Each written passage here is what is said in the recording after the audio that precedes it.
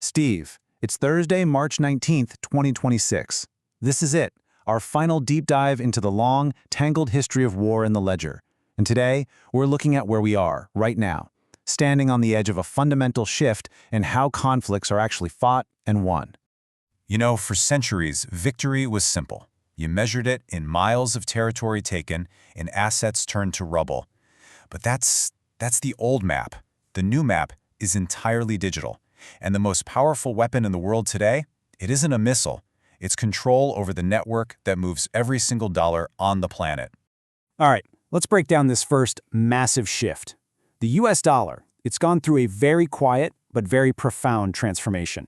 See, it's not just the world's reserve currency anymore. It's been hardened, forged, into the primary weapon for any 21st century conflict. Now just let that sink in for a second. Entire wars can now be fought and won without a single shot ever being fired. I mean, why would you send in troops when you can bankrupt your enemy from a keyboard half a world away?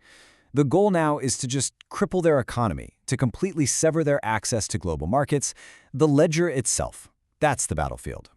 So how does it work? Well, look at the mechanism. SWIFT. Think of it as the plumbing of the entire world's financial system. Every single day, trillions of dollars are routed through its messaging network. So when you disconnect a country from SWIFT, well, that's not just a sanction, it's a digital siege. You're completely cutting them off from the global flow of capital. It's that simple. And here are the tactics of this new warfare. It's a playbook. First, you freeze all of a nation's foreign reserves. Then, you kick them off the payment networks. And the final blow? You go after their central bank's digital infrastructure and you disable it. The result is total economic paralysis, and it's all executed remotely. Okay, so if the battlefield has gone digital, it only makes sense that the weapons have to be digital too. And this brings us right to our second major shift, which is all about following the money. Where is it all flowing now? For the better part of a century, defense spending meant one thing: steel. Steel for tanks, carriers for the seas, jets for the skies. That entire era is over. Today, the real investment is in silicon, it's in code, it's in artificial intelligence. The defense budget is in the middle of a massive, historic capital transfer. And we are talking about billions and billions of dollars.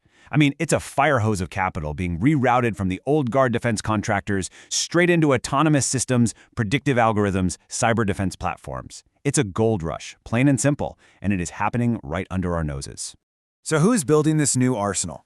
Well, it's probably not the names you're thinking of. We're talking about the absolute Goliaths of Silicon Valley. Companies like Palantir, Microsoft, NVIDIA.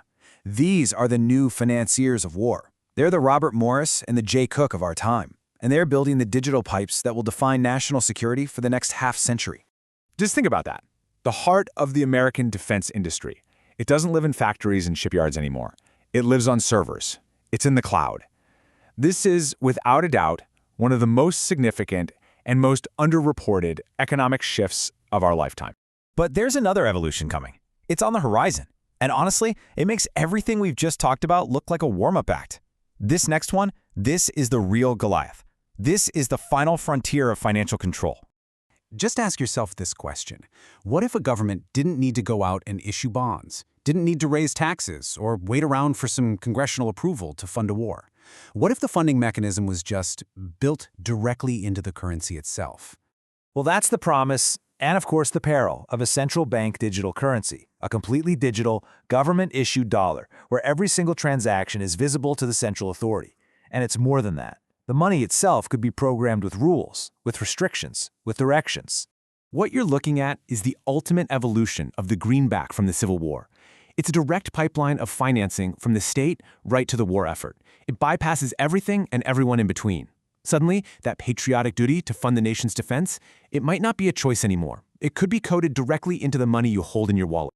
So, as we wrap up this series, it is absolutely critical to put all of this into its proper context, because none of what's happening is really new. It's just the latest high-tech chapter in a very, very old story. This, right here, is the fundamental truth. It has held for centuries. Conflict forces nations to break rules. It forces them to invent, to innovate. It pushes the absolute boundaries of finance, and it tests the limits of what a government can do and what its people are willing to sacrifice. you can see the progression so clearly. It starts with basically worthless paper Continentals to fund a revolution. Then comes the fiat greenbacks that save the Union. Then the Liberty bonds that get us through a world war. And now we have digital streams of programmable capital. You see, each conflict demanded a new financial tool. The tools always change, but the driver never does. So, who wins the next century? Look, it's not going to be the nation with the most soldiers or the most ships. It's going to be the nation with the most resilient, the most adaptable, and the most powerful financial ledger. That is the new high ground. That is the invisible front. This is Steve. Respect the history, watch the tech, and I'll see you at the open.